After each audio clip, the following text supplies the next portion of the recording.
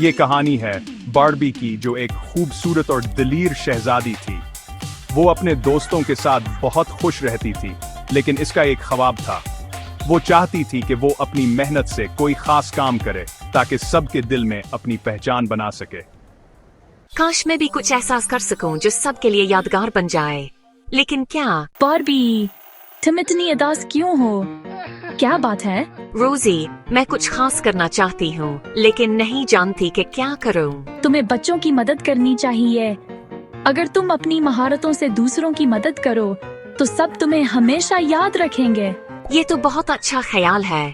میں بچوں کے لیے ایک خوبصورت اسکول بناؤں گی جہاں سب سیکھ سکیں گے۔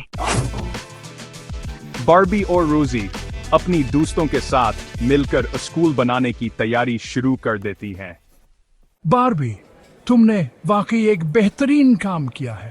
ہم تم پر فخر کرتے ہیں۔ تمہاری نیکی اور محنت سے سب کو فائدہ ہوگا اور یہی حقیقی خوبصورتی ہے۔ اور یوں باربی نے اپنی محنت اور محبت سے سب کے دل جیت لیے اور اس کا خواب پورا ہو گیا، کیونکہ اصل خوبصورتی اندرونی خوبصورتی ہوتی ہے۔ The end.